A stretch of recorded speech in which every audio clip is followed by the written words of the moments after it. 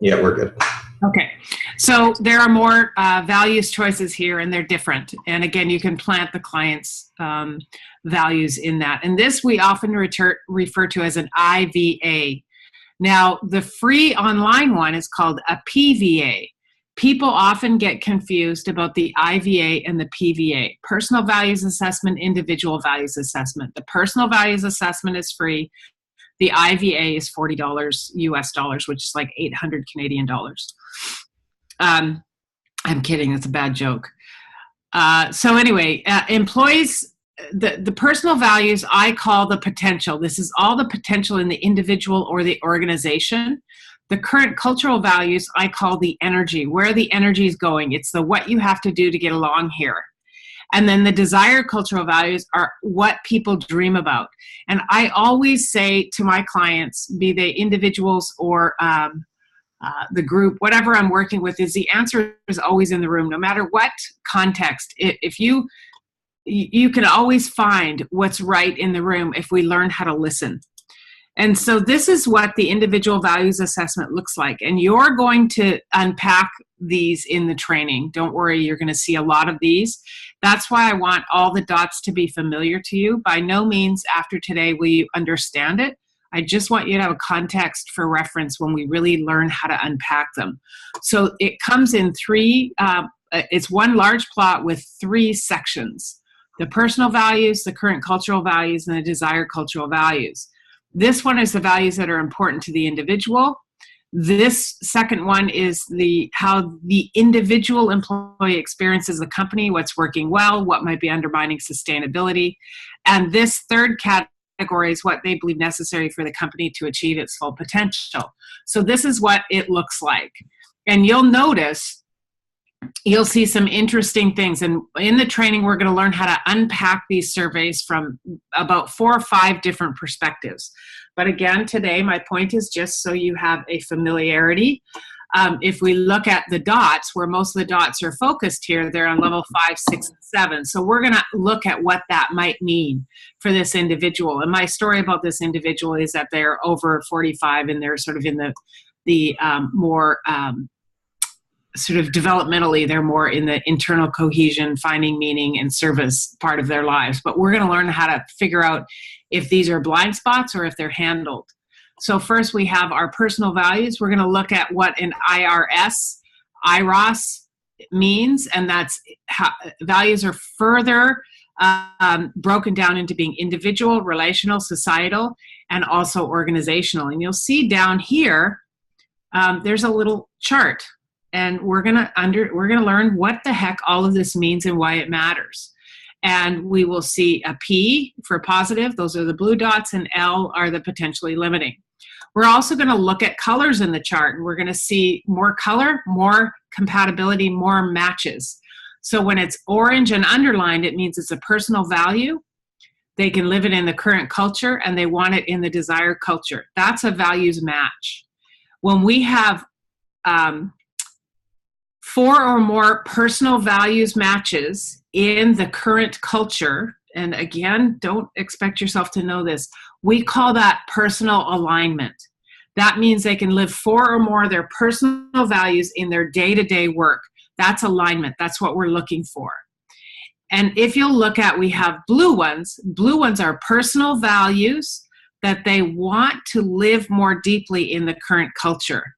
So you can see how this person values coaching and mentoring, and they'd like more in the current culture. And that's called, that's a desire. That's what they want. Then we have another bit we're looking at. We have orange without an underline, and those are in the current culture, and they're also in the desired culture. It means we have this and we want to keep it. And those are called values matches, and that means there's mission alignment. It means our current culture is aligned with our desired culture. And what we're looking for in a perfect world is 7 or more matches here. This chart, this survey is a beautiful one. This is like, oh, this person is just an initial story as well. They're really happy. There's lots of values matches, blah, blah, blah. But then we get some that look like this. This is more often how they look, to be honest. And so here we'll see this individual, we'll look at their values, and this is how their personal values, they're again in alphabetical order because the tool doesn't know what their preference is. And we look across. Caring is a level 2 value, and it's a relationship value. And again, we're going to unpack more clearly what that means. But if an interesting question is just if anybody wants to participate, but if she switches between the two, like what do you notice that's different just from looking at it? Yeah, that's a good idea. This one and this one. Does anyone see anything? Well, I think there was some orange in one of the columns under the personal values in the other one, I think. Yep. Yeah. And go back again. I think it's to do with and then the dots, the middle, the current culture values, the dots. The dots at the top are quite different. They're spread out differently. Yeah. This personally is a different profile than this person. Okay. Gotcha. Right? Yeah, no, I think that's what you're talking about, right? Yes, it is, yes. And this person has one match across. Yeah. This person, has 0. And again, what I encourage you to not get overwhelmed with this. We unpack this ad nauseum in the actual training. I just want you to be familiar with how they look. But this is what's peculiar here. If you look at this one, and that's the current culture and the current culture here. What do you notice about this one? There's a lot of limiting factors in this one. Right. Yeah. There's a lot of potentially limiting values here. And this is the individual's perspective of the organization. And we can look at how this is mapped out in the white dots here, but also in what's called the IROS. We have them here. We see what level, if they're individual, relational, and organizational. So when we have more white dots, which is called entropy, you're going to learn in level 1. Level 1, if we go back to our learning on the first call, is really about foundation, safety, financial well-being. So there's a lot going on for this individual on that level that may be potentially limiting. And those are words like you'll see caution is a 1, it's potentially limiting. Financial stability isn't necessarily potentially limiting, but it's a 1. And we have a short-term focus, which can be potentially limiting. So that's the level 1 values. 2 of the 3 that they chose are in level 1 that are potentially limiting. So we'd look at that. We'd want to know, well, what's going on? Tell me about that. Level 2 are really, if there's potentially limiting values in level 2, those are more relational dysfunctions. See, level 2 is relationships. So there's relationship dysfunction. That's more difficult to fix than, say, financial stability, or level 3 is around efficiencies and organization. And again, we're going to learn more about that. But we want to look at where the potentially limiting factors are. And then we look at, with this person, we look at the color and we say, well, there's customer satisfaction, financial stability, leadership development that is in the current culture, and they want to keep that. So that's the good news here. Even though this person is experiencing some dysfunction, there's some mission alignment here. We've got 3 values that are aligned, and that's something to celebrate. And when we read these charts, these surveys, we're going to first look at what is there to celebrate? What's the good news here? And then, what are some questions? What are some things to work on? So we're going to learn how to unpack these. And what we also want to look for is we have personal values that's called full spectrum. Do we have values on all 7 levels? And organizationally, we want to look at, do we have values on all 7 levels? And then we want to look at the types of values. Are they individual, relational, organizational, or societal? So usually the fix is here. So if we just look for kicks, the level 4 values are accountability. See, I'm finding the 4 here. Empowerment, information sharing. So if we had accountability, empowerment, and information sharing, those things would probably mitigate these things. But we first have to work on this to get that. You can't have empowerment with a very cautious environment. Accountability is difficult when there's internal competition because we want to point the finger. So we need to deal with what's showing up. This gives us a roadmap. And although this may seem complicated and simplistic at the same time. When people get their results, it's very powerful. Because first of all, they filled out the survey. My favorite thing is when people argue about the data, and I say, well, you filled out the survey. That's the best part. But we can then work from there. So that's an individual values assessment. Again, the employee's personal value is the potential. This is really who I am. This is all of my potential. The current culture is, this is where my energy is going. This is what you have to do to get along here. And the desired culture is, this is what I dream about. This is what I think is possible with all the good stuff that we have here. So that's really a roadmap. And there's another piece of that tool called a business needs card, BNS. And we're going to unpack that at the training. I'm going to show you how that works, because it's a more complex report that comes with the IVA. But what I want you to do is think about, the reason why I introduce an IVA in a very simple way here is I want you to think about who you could use your IVA with to get practice on the training right away. Now, the IVA that you get as part of your certification is a full report. And what that means is the one that you get is, if you were to purchase it, it's $240. And it gives you the full analysis of the survey. So you will have all your talking points for your client. But because you're in the practitioner certification, and you will know how to do all of that when you're finished the training, your IVAs are $40 and you get the plots and you'll know how to unpack them. But the first one, you get a long report, because you'll get to see, you get a lot of help from the Barrett Value Center. As well, we unpack surveys on our follow-up calls and we help each other out. And I know, Tiz, you've been a part of a few of those. We always get really good feedback when we unpack people's real surveys, and it helps them prepare for their clients. So it's a real interactive group that we have in this community after we certify. I see there's a blinking question. Is there anything I need to answer, Carson, right now? No, Tiz just said they are hugely helpful. Okay, good. All right. Okay, so that's the individual values assessment. So if you have somebody you can think of that you'd want to use it, and some people use it with a client, others use it with a friend, some with a colleague. You can charge for it, not charge for it. It really doesn't matter. But what we want you to do is get your experience right away. And we hope that you will be thinking of someone to use it with right after certification so you can get on the ground running. The second tool you get to choose from is you get a small group assessment, or the Leadership 360 that you are participating in right now. I highly recommend you use the small group assessment as your free tool. It's the most value, and I'm going to talk to you, this will be new to you, Tiz, but I'm going to talk to you about some creative ways people are using their small group assessment if they don't have a client that is a group to use it on. But the small group assessment is how we begin to go from individual to team. And then we begin to identify themes. What's happening in either a small group assessment is 20 or fewer people, and what's happening in this group. And it can be a leadership team, it can be a functional team, it can be a new group coming together.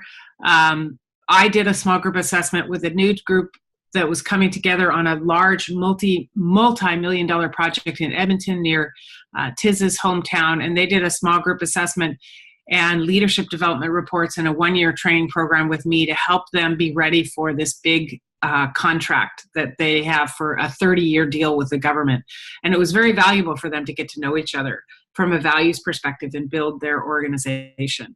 So what you get is this one you'll see is 12 people filled out this report. You'll get a report much like this, and you'll see the number 12. That's how many people completed this assessment. And this gives you an overall high-level summary of what showed up in the report. You'll see how many values matches, which is personal and current cultural alignment. There's 3, and it'll give you an indication of what that means. 3 or more people are able to bring themselves to work. This is good. And then the current culture to the desired culture, remember, this is mission alignment. This is personal alignment. So we have 4 matches here, 4 to 5 are good, 6 or more are excellent and strong, 0 to 1. So it gives you a quick snapshot of what you will see in your report. And again, we help you unpack these in the beginning so you feel more comfortable, no sweat. Also, when you do a small group assessment or a cultural values assessment, the Barrett Value Center gives you 1 hour of consulting time to go over your report with you. It's very, very helpful. It took me, I did not know this, that they offered that until I started certifying people in the training. And I'm thinking, well, crap, that would have been nice. I must have skipped that section in the class. I had no idea. I had to find my way through these reports myself, and there was no need for that. They spend an hour with you, and trust me, the hour is long enough, it's deep enough, it's rich enough. They really know their stuff, and you can record the call. Kathleen? Yeah. Catherine asked if an SGA could be used with a board of directors. Mm-hmm. I think that would be an interesting idea. Yes, yes. Absolutely, 100%. So here, the report also shows how many potentially limiting values. These are what show up in the top 10, and I'm going to show you what that means. I just wanted to say one thing about that. It would be interesting because if you would get, obviously what an SGA does is it sort of creates a picture of the board of directors as a whole. So it'd be really interesting to see as a unit, especially because there would be a guiding force in an organization. It'd be cool to see their collective values and thoughts of what they are experiencing now and what they want to experience. So absolutely, because I've got a board evaluation coming up that I'm doing for our largest insurance company here, and I think I've been looking for novel ways to make it exciting, and I think this then might be a good thing to do because it could lead to ongoing work. So, oh yeah. It usually, if you can get a client to do a small group assessment, it can lead to a bigger engagement. It's not 100% guaranteed, but they become curious. And when you do your small group assessment with this, the one you get with your certification, you also get individual values assessments for each participant. So they put their name in the survey, and you get individual IVAs for each person. That has been used, I would say 70% of the time with our grads, because some people, when they do the small group assessment, the people who do the survey prefer anonymity, which is okay too. But I find if they don't know a lot about the survey going in, if you don't explain too much, they're willing to put their name in. And I don't go into super big detail about the tools themselves. I talk about the outcomes of the tools. If I give too much information about a potentially limiting value, this, that, and the other, people then try to game the survey, and instead of just getting a clean look. But you can get IVAs for each person as part of your tool. So say you had 20 people, this small group assessment is $1,000 to buy it. And then the IVAs are $40 each. So that's an $1,800 value. That to me is the best. That to me is the best value. So, and we can help you with that. Like right now, Carson is working very closely with one of our grads on, how to use his tools with this potential hot client and how to use them most effectively. So it's not like you don't have support to troubleshoot it. So it's, and I do some of that support if needed. Carson just really knows the tools. He's been in, this is his 9th certification, and he's easier to get than me. But we do help you. We don't leave you stranded, I promise. And then you get a measure of what's called cultural entropy. And this is a measure of dysfunction. And we have cultural entropy bands, which depending on where it shows up, we know the level of dysfunction. And the cultural entropy, we will spend an hour or so on that in the training, talking about what that is and what it looks like. But it's really the number of potentially limiting values that are voted for, because you're going to see that the top 10 values show up in the survey, but there's more than that are beneath the, behind the curtain, so to speak. What, I had a thought. Okay. So this is just the first page of the report. It's useful, it's helpful. But then, ooh, look at, it's kind of distorted. Is it distorted to you, Carson, or just me? Ooh. All right, these are ovals instead of dots. Yeah, looks pretty Pretty normal to me. Okay, maybe it's my screen. All right, so this is what changes in the small group assessment to the individual values assessment. They're no longer in alphabetical order. They're in order of numbers. Oh, I know what I was going to ask. Hey, Tiz, offhand, because we just did a Canadian values assessment. We didn't. Tiz was part of it. I just stood from the sidelines and watched in awe. What was Canada's entropy? Do you remember? Off the top of my head, I want to say 28. 28%. So we're up here. Significant problems. Well, and it's different at a national level, right? Yeah. So just so you know, it's cool. It's interesting. So then they show up. Oh, we have someone who. Okay. Catherine, can you mute? Unless you have a question. Sorry, do you have a question? No. Huh? You can't hear anything. I muted her. Okay. All right. Okay. So what you'll notice is they don't show up in alphabetical order anymore, but number of votes. See, 8 people picked accountability as a personal value. 6 people picked honesty as a personal value. So these are the top 10 personal values in this small group assessment. And then we look at the top 10 values chosen as the current culture, what you have to do to get along here. One potentially limiting value, cost reduction, but we look at it's pretty full spectrum, what's called values on each level. We would explore what nothing in level 2 means, but we'll see. And then we look at the color again. If you can master unpacking an individual values assessment, we spend a lot of time on that. This is just a bigger extrapolation of an IVA. It is the same analysis as a PVA, as IVA. But what happens in the small group assessment is you'll see you get more reports and more angles to look at it, and also gives a cultural entropy percentage. So we'll see, we have 1, 2, 3, 4 orange, and orange, that's mission alignment. We have high mission alignment in this organization, and we have a personal value of coaching and mentoring. People would like to bring out more. We have the value of accountability, positive attitude, and safety. We have 3 personal values that they can live in their current culture. That means engagement goes up.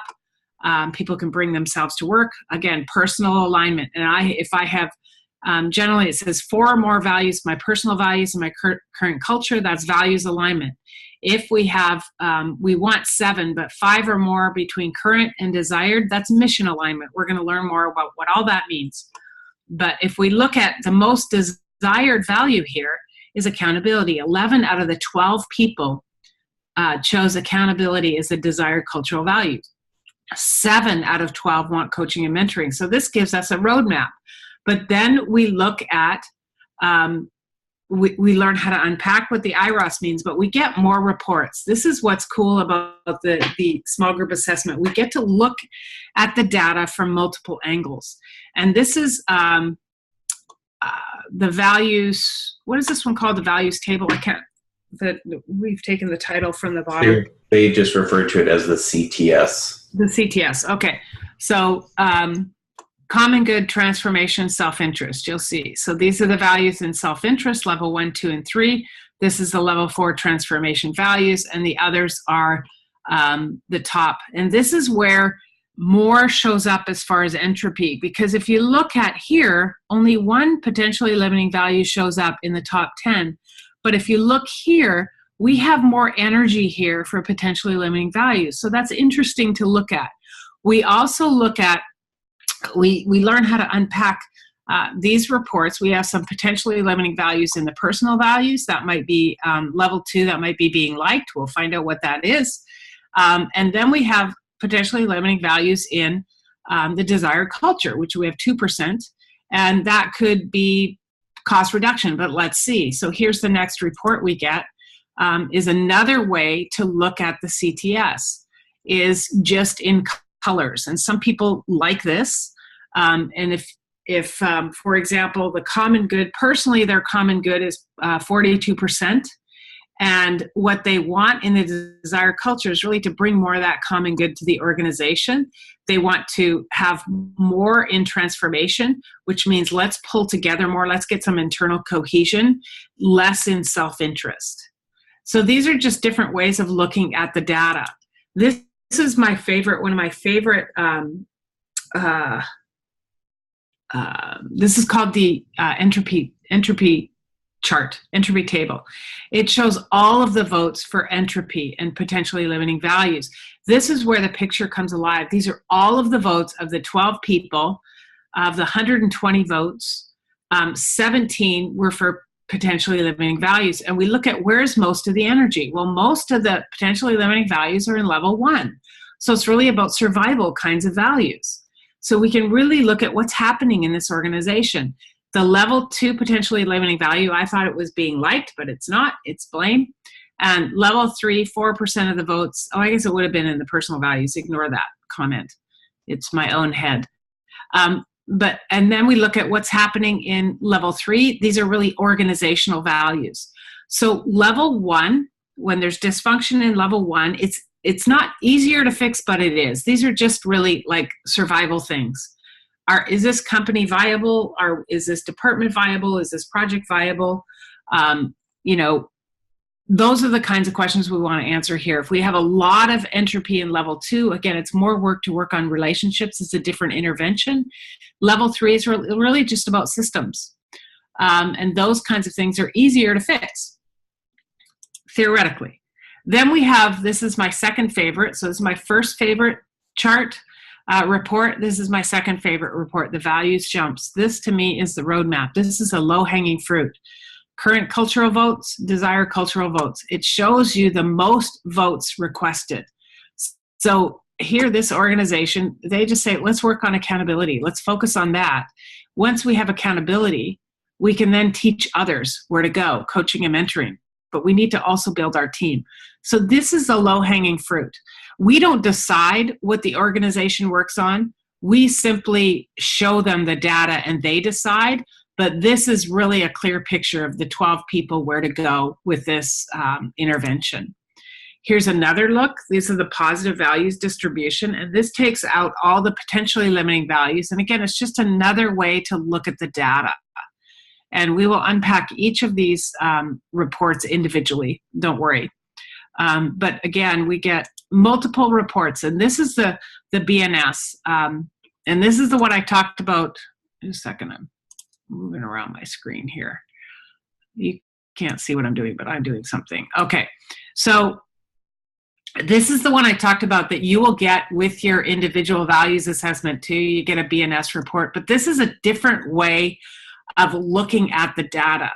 And we cut the pie in different ways to look at what's in the current culture and what's in the desired culture. And we're going to walk you through that. But this is the report that if you have someone who's really business-minded and the levels of consciousness might be tricky for them, like Catherine, this is might be where you start with a board. Might be where you go with a bank. And then you go backwards into the other reports. Whatever the language the client speaks. This one is one of my favorite reports. And then this is just another way of looking at the data from the BNS perspective. The BNS Business Needs Scorecard is not at all applicable to the 7 levels. They don't translate. It's the same data, but a different way to interpret the data. So don't be looking for what is the 7 levels here. It's looked at differently, and it's really grounded in the Kaplan and Norton balanced scorecard. And what Richard did is he took the Kaplan and Norton and he added culture and societal contribution as measurements. And we'll send you an article that has a distinction between Kaplan and Norton and the BNS, just so in case you're not familiar with Kaplan and Norton, just to show you the differences. In the beginning of my work, I never used the BNS at all. I never used it because I never understood it, and I did a lot of individual coaching and leadership development. And now that I understand it more, it really resonates with my clients at a very high level. So when I do a small group assessment, I don't shoot them the whole report.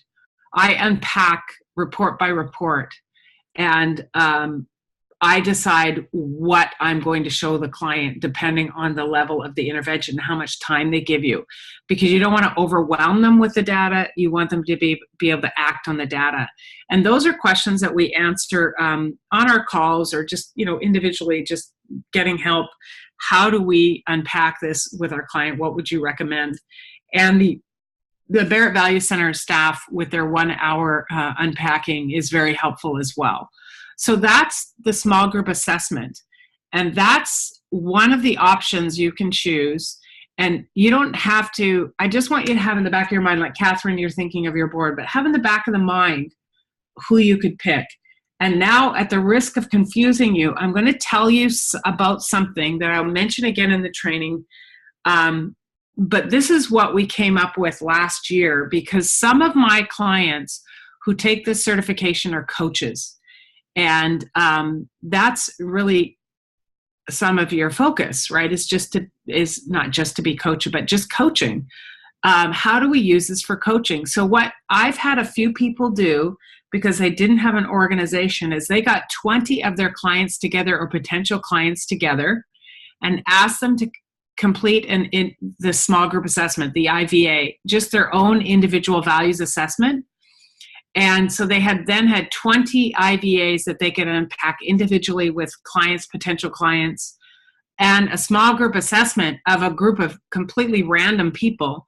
But you can look at the small group assessment. It's not useful for anything other than your own analysis. But if, as a coach, you want to push 20 people through your small group assessment, you can. And it uses the free tool, but it also gives you a practice at looking at an SGA.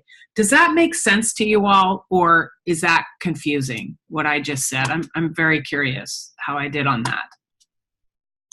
Made sense. Okay. That's new, Tiz. You wouldn't have heard that, right? So Right. That's what, because some of the people coming in, like you're coaches. And it's like, well, I don't work with groups. And so I asked permission from the Barrett Value Center to say, well, can people just pull 20 people together and leave the survey open for, say, 3 or 4 weeks, whatever you want, but it has to be closed at the same time. And then they get these reports. What Janie Ashmore, who's a grad in the program, did is, I think it was Janie, or was it Mindy? Anyway, one of the grads used all the people, offered it to all the people who did her 360 as a thank you. And then she got practice unpacking 20 surveys, boom, boom, boom, just like that. So it's really cool. And we will help you make that decision. Don't sweat. So that's one of the choices you all have. And the other choice is a leadership development report or an individual development report. And yep. Question? No? Okay. So you've done the IDR and LDR are the same report. I'm just talking about the leadership development report today. They're done the same way. The questions are just nuanced, slightly different. And the IDR, I think we were the first ones to use it last year. It's new because some people want to do a 360, but they're not in a leadership role. So some of the questions didn't make sense to their assessors. So the Barrett Value Center responded to that. They're really responsive. It's a real cool organization. And they created the individual development report, which I don't know who did what with this, but most of the times what we're having. It's a mix of both. It's a mix of both. Okay, good. So, but I'm just talking about the LDR right now. So it's for a traditional leadership role, and this is what the report looks like. And you're going to be unpacking someone's report with them that one day that we had scheduled as a group day. That's going to be the day with your partner, and you're going to unpack an LDR with each other, and you're going to get the experience, and then we're going to debrief it on the next day on the call. And we have a total guide to go through it. I walk you through it before we cut you loose.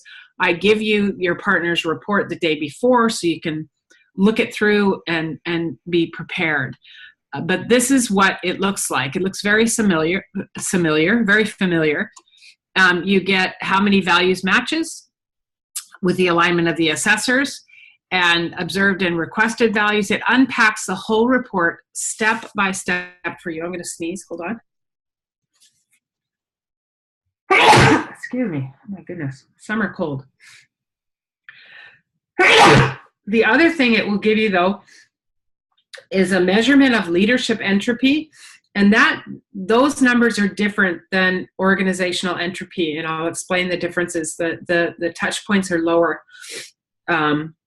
but you'll get a measurement of entropy and the things that new values to focus on. But this is just the summary. And then you get this awesome report. You each filled out your own report, right? This is how you see yourself. Then you get to see what they observe in you and what they want from you. And you can see if they're even observing your personal values and if they want it. Like, look at attention to detail, that's a match. A personal values, communication skills, and team builder, and look at, they want that from you. So again, it's the same type of reading. The one thing that you don't get with an LDR is the BNS, the Business Needs Scorecard. It's not applicable in this report. So again, all the same reports, just a slightly different interpretation, which we help you interpret it. We look at what the values jump, what they want most from you, and this will, of course, be your client. I use the LDR a lot. Like, I'm launching 18 more. Surprise, surprise, Carson. We're going to be launching 18 more of them in the next couple of weeks with a new client that I'm working with in September. So I use this one the most. I like this the most. And I find it very useful for coaching and reasonably priced. So you'll learn how to read this and look at all your reports that you get.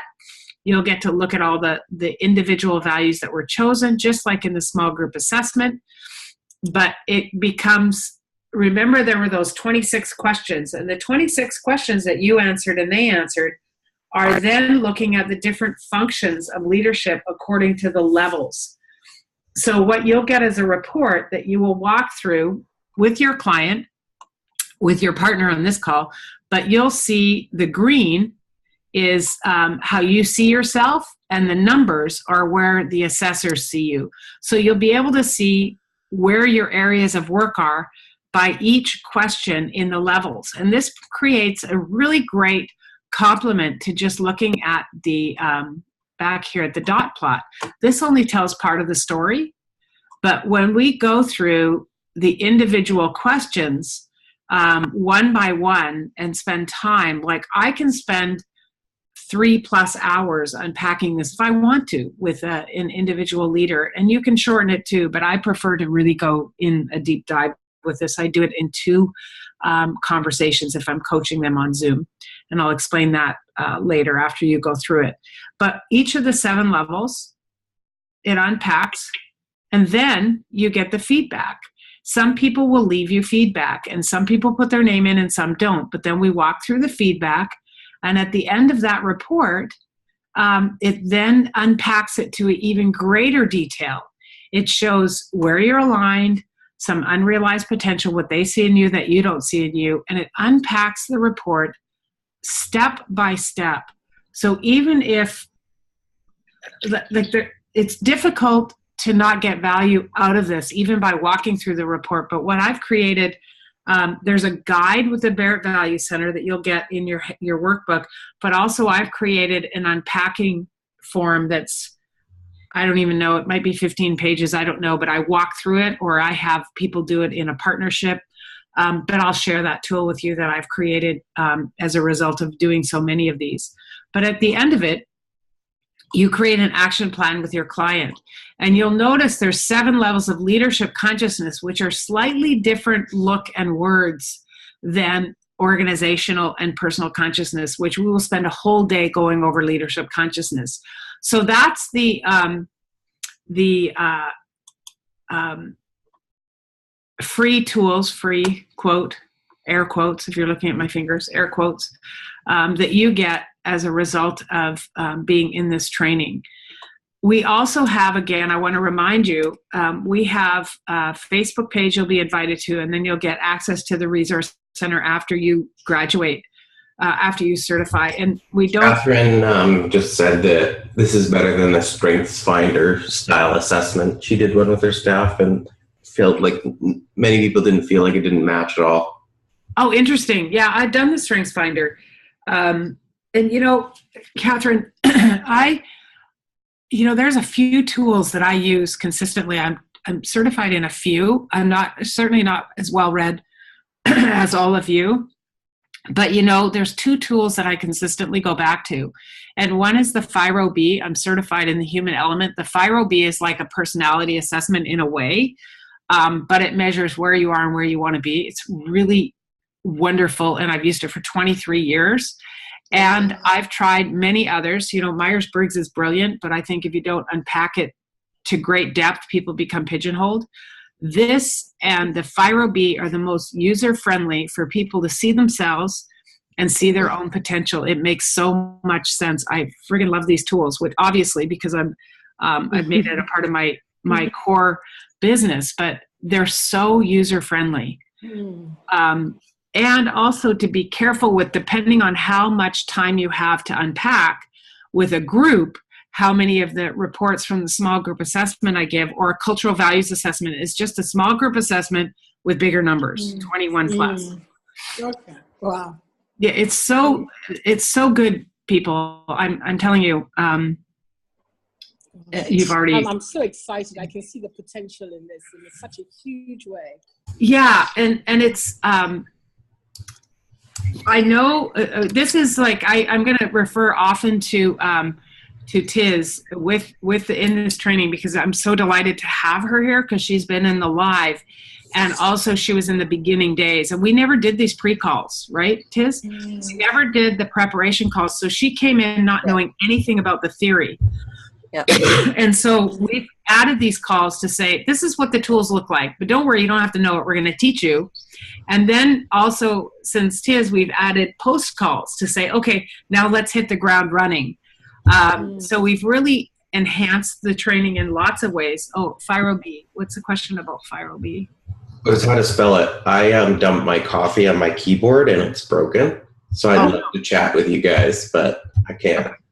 Oh, that's awesome. Yeah. I'm going to be buying a new keyboard. Yeah, I will. Quickly. I'll put the spelling in the chat. Yeah, FIRO-B, that's right. The FIRO-B. I can find some info on that. I certified in that like 20 some years ago. It changed my life. I have been using Will Schutz's work in my work for 23 years. And with all of my clients, when I use the FIRO-B assessment tool, they say this is the best thing we've ever done as compared to like Myers-Briggs or any of those. But that's just me. And because I've used it so deeply, it's integrated in all my work. You know, this is what we do. We are like chicken soup people, right? We put all kinds of tools together, and we're able to respond to our clients' needs. And this values tool is just another tool in the toolkit. But I want to drop the word just, because when I found this tool, what I realized is, because I have an intensive 9-month program I take clients through, and I never use the values work. But what it did is it gave me a tool that I could measure and manage what's happening now. So it was like the lost piece, the missing piece, I guess. So because we do a lot of, we use the personal values assessment, so the free introduction tool. We use it as like a sort of advertising style thing. And we've had thousands of people complete ours. And I get emails regularly enough to mention saying like, holy crap, I can't believe this. This is the most accurate thing I've ever seen.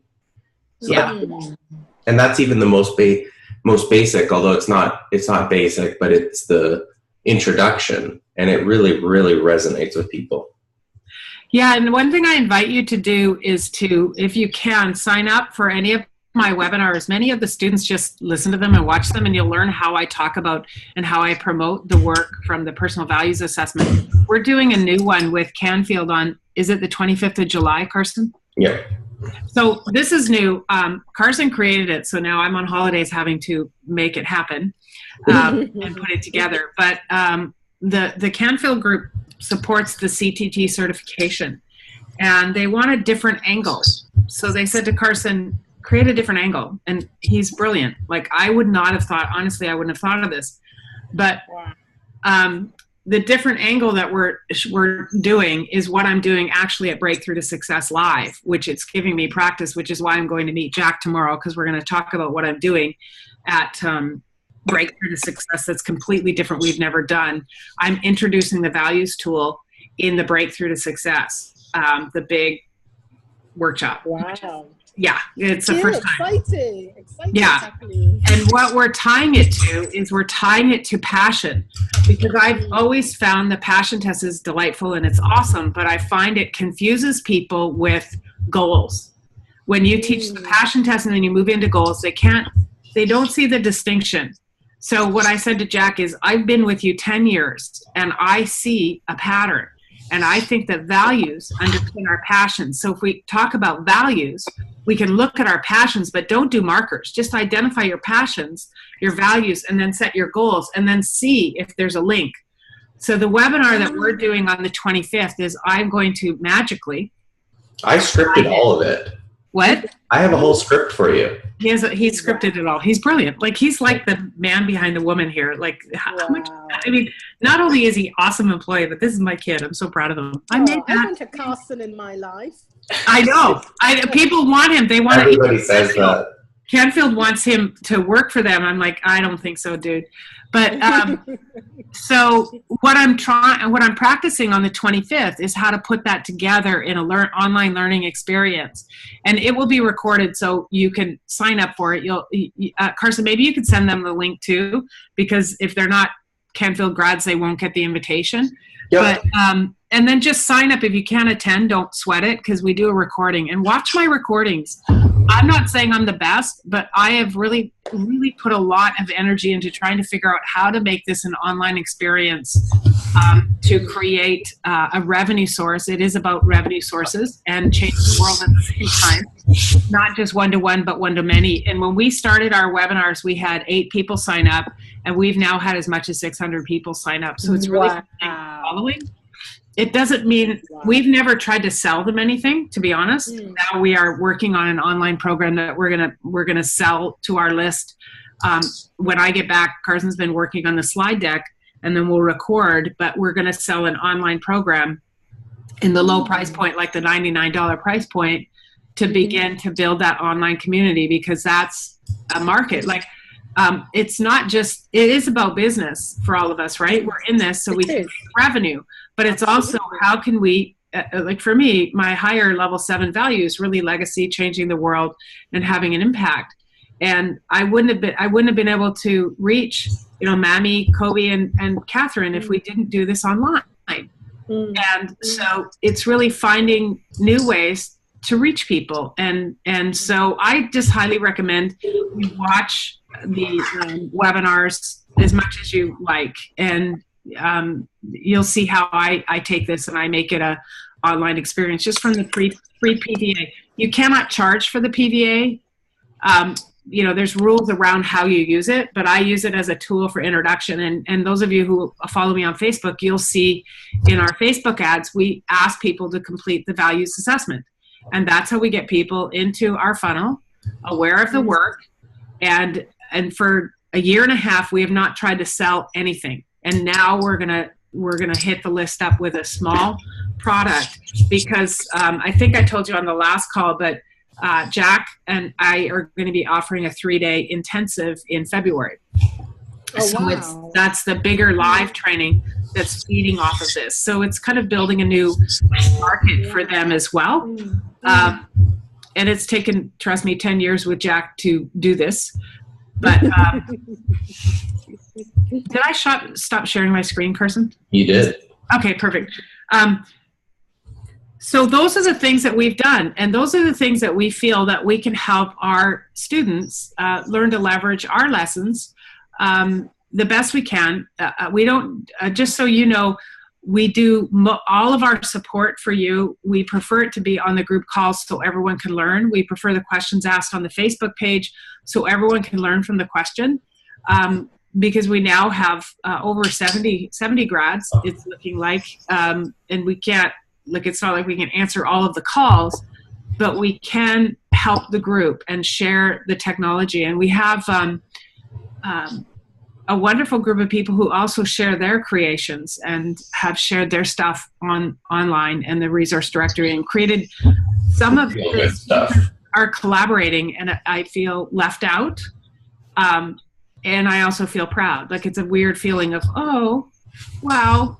And it's great that people are connecting that never knew each other before and they met on a Zoom call. So that's what we're here for. And I wanted to, today, my point was to give you the overview. What you're going to get in the next couple of days is a workbook. You might want to print it You should print it. I recommend you print it. It is how many pages, just so that I know? I can't think off the top of my head. But it must be something like 300. No, it's 100. It's under 100. It's 100.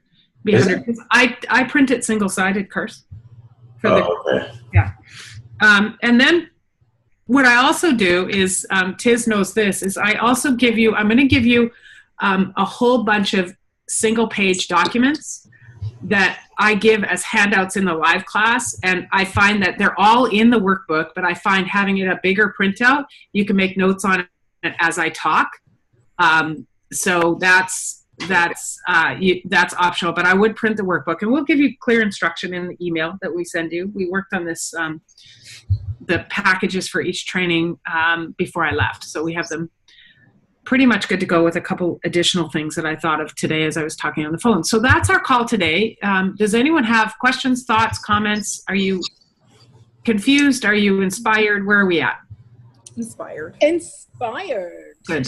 The call on the 25th, though, is that you're looking how to incorporate the success principles with this values training? The call on the 25th is a little bit of that. Yeah. It's how it's really, to be frank, it's the webinar experience is how I take passion, values, goals.